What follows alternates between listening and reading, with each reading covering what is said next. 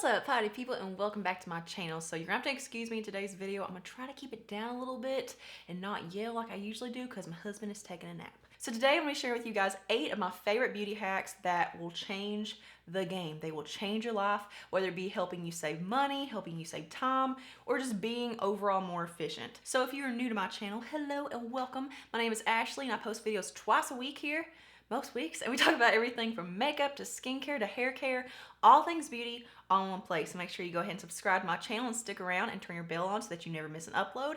And while we're talking about it, since it's fresh on your mind, go ahead and give this video a thumbs up if you want more beauty hacks, because trust me, I have a very long list of hacks to share with you guys. I'm just giving you a little bit at a time. So yeah, I know you haven't watched it yet, but you're gonna enjoy it. Now, without further ado, here are 8 of my favorite beauty hacks that will change your life.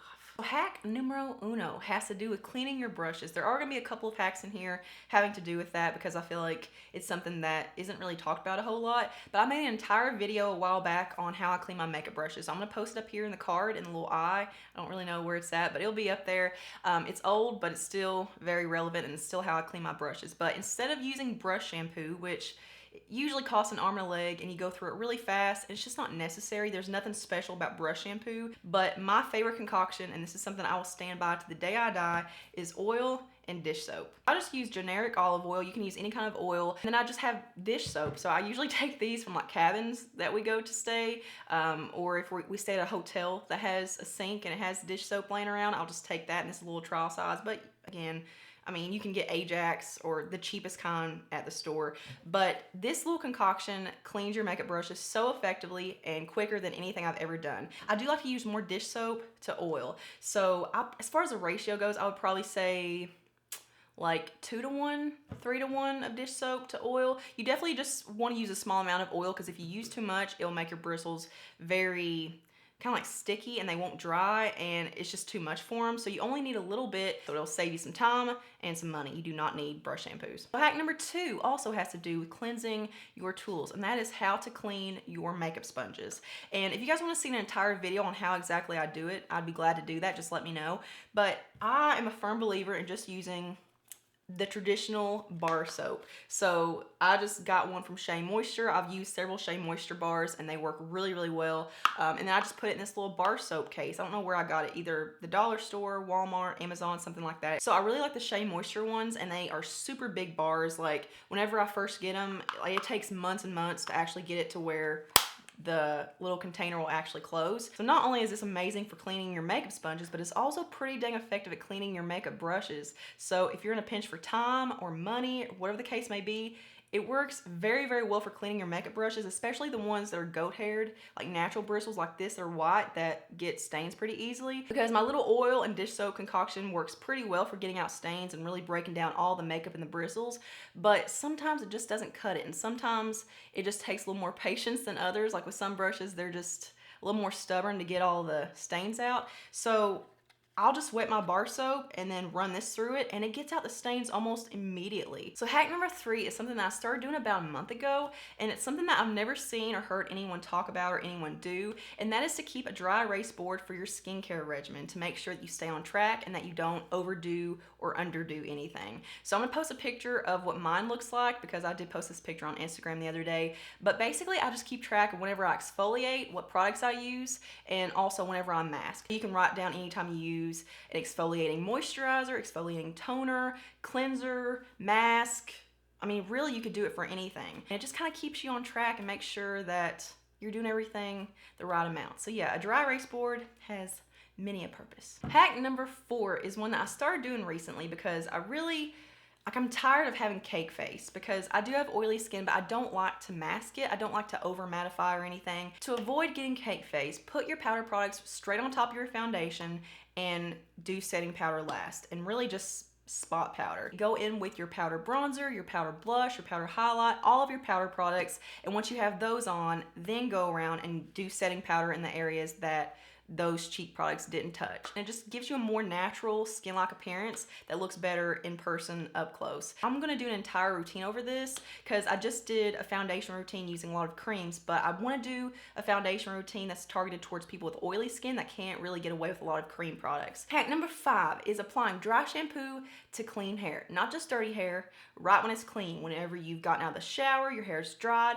And what this does is it trains your oily hair to not produce as much oil. It starts absorbing the oil before it even starts. Because what my problem is if I put dry shampoo on when my hair is already starting to get oily, it's just not as effective, it doesn't work as well, and I still end up getting oily. So basically, I'm spraying dry shampoo in my hair morning and night. And if you're someone that washes your hair every single day because it gets so oily, this is the best way to train your hair. Because what you're gonna find is that if you start going like every other day, or you start trying to skip washes, your hair is going to get super oily because it's just like your skin. The glands get into that pattern of overproducing oil to compensate for what you're washing from it, because whenever you wash it every single day, you're stripping it of those oils that it needs. After about a month or two, your hair will start to balance, and then you won't need to wash as much. So yeah, this is a total life changer. So I think we're on hack number 6, but I'm kind of getting lost, but we're gonna say hack number 6, and that is to apply your skincare to wet skin. So whether it be you're just getting out of the shower, or if you're just splashing your face with some water, applying your skincare to wet skin makes everything penetrate deeper, it helps it absorb faster into your skin. It actually makes everything just so much more effective. Like, your skin will be more hydrated, it'll be more glowy, it'll be more dewy, and you're gonna find that your skincare products are gonna work 10 times better. And you want it to dry just a little bit, so either like fan your skin a little bit so that it air dries just a tad, or you can just kind of pat your skin with a towel just to get rid of most of the water. But whenever your skin's damp is the ample time. So hack number 7 is something I've been doing for so many years. I don't think I've ever talked about it. It was just one of those things I've done behind the scenes that I didn't really think people cared about. But whenever I was thinking about hacks and things that I do that make my life so much easier, I realized this is one of the best hacks, and that is to wrap your hair in a t-shirt instead of a towel whenever you wash your hair. And this is something that has seriously changed my hair ever since I started using it. And whenever I go back to using a towel, like if I'm at my parents' house or if I'm in a hotel or whatever, I can tell the biggest difference in how frizzy and unmanageable my hair is, because using a shirt makes your hair so much more smooth and silky and frizz-free and just overall less damaged. Because whenever your hair is wet, that's when it's more prone to breakage and damage from, especially whenever you take your towel and you rough up the ends to dry it faster. Like, I know my mom does that, and it's just like, oh God. So what I do is just take an oversized t-shirt and I cut out the sleeves in it, which you probably don't have to do, but I mean, I just looked at it as getting more airflow to my head, and you just wrap your hair up like you would a towel. So hack number 8, which is our last hack of the day, is to push your lashes back with your fingers whenever the mascara is kind of tacky and kind of wet still. And not only does this help hold your curl, but it just kind of pushes your lashes back to where they look fuller and longer, thicker, more voluminous, all that stuff. But it also makes your eyes look more wide awake and just more open. So what I like to do is apply my mascara and just kind of sit there for a few minutes and just let it mostly dry. I would say wait like maybe a minute. And depending on the mascara's formula, you'll find out the sweet spot for when you need to do it. You don't want to do it when the mascara is super wet. Like, you don't want to put your mascara on and then automatically go into pushing them, because it's just gonna mess everything up. It's just gonna be gummy and goopy and weird, and we don't want that. Just take your fingers and put a little curve in them like this, look down, and then hold your head back, and just push them and hold it right at the base. Just a few seconds, just as much as you want, just, to get the effect that you want. You may get a little bit on your finger, that's fine. You may get a little bit on your eyelid, just have a Q-tip on standby. And it makes the biggest difference, and it makes your lashes look so much longer. So yeah, that is it for my top 8 favorite beauty hacks. If you guys wanna see more like it, make sure you give it a thumbs up, because like I said, there's plenty more where this came from. And if you haven't already, subscribe to my channel and turn your bell on, and I will see you guys in my next one. Mwah.